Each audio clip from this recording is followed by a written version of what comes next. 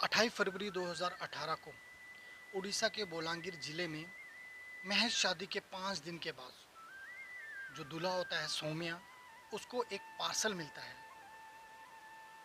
वो उस पार्सल को समझता है कि शायद शादी के लिए किसी ने गिफ्ट भेजा होगा, तभी वो उस पार्सल को खोल लेता है। जैसे ही वो दोस्तों पार्सल को खोलता तो उस पार्सल में बहुत बड़ा विस्फोट होता है।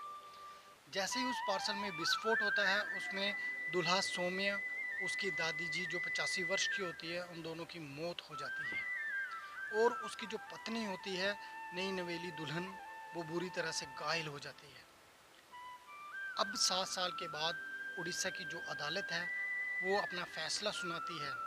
आरोपी पंजीलाल मेहर, जो कि अंग्रेजी के प्रोफेसर होते हैं, जिन्होंने अपनी बदले की भावना से गिफ्ट के तौर पर उस गिफ्ट में डाल करके बम को वो सौम्य के घर भेजा, और जिससे 2 लोगों की मौत हो जाती है, एक घायल हो जाता है। उसको 7 वर्ष के बाद आजीवन कारावास की सज़ा सुनाई है और साथ में 50,000 का जुर्माना भी लगाया है।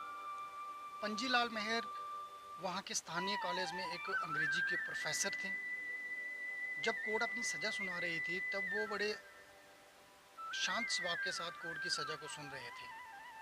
पंजीलाल मेहर ने ऐसा इसलिए किया क्योंकि वो पहले वहाँ कॉलेज में प्रिंसिपल थे, लेकिन बाद में सौम्य की माता को वहाँ का प्रिंसिपल बना दिया गया। जब सौम्य की माता वहाँ की प्रिंसिपल बनी, तो पंजीलाल मेहर को ये बात बड़ी खटक रही थी। वो इस बात को पचा नहीं पा रहे थे और उन्होंने अपने मन ही मन में सोचा कि मैं जो इस जो बात का है ना, इसका बात का बदला ज़रूर लूँगा, क्योंकि ये जो मेरे पद पे इसको नियुक्त किया है, आखिर ऐसा क्यों किया। तो इस बदले की भावना को पूरा करने के लिए उन्होंने एक साजिश रची।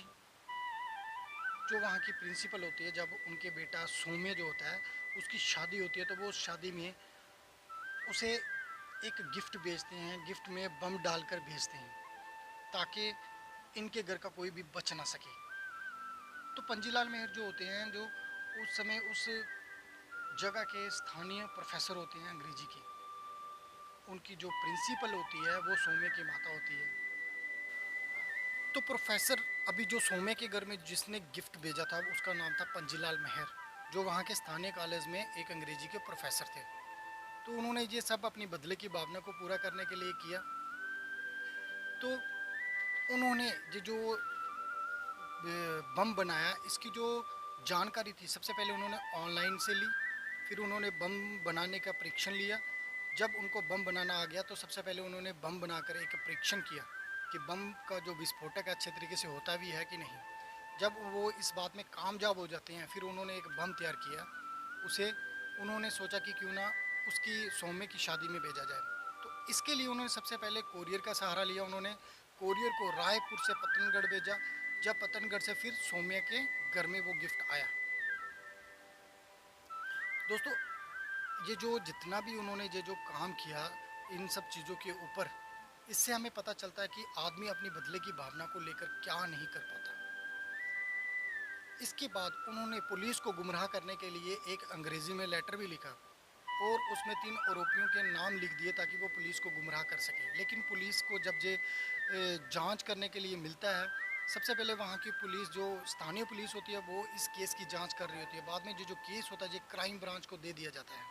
जब ये जो केस क्राइम ब्रांच के हाथ आता है, तो वो कम से कम 100 लोगों से पूछताछ करते हैं। जब वो पूछताछ करते हैं, जब वो ये जो सौम्य के घर से सौम्य जो भी मटेरियल होता है, आईफोन होता है, हार्ड कंप्यूटर की हार्ड डिस्क होती है, फ़ोन होता है, और इसके साथ उनको एक लेटर भी मिलता है जिसमें पुलिस को गुमराह करने के लिए उसने अंग्रेजी में लिखा हुआ था कुछ, कि इस गिफ्ट को भेजने वाले 3 आरोपी हैं जिन्होंने बम को भेजा है, इस तरीके से।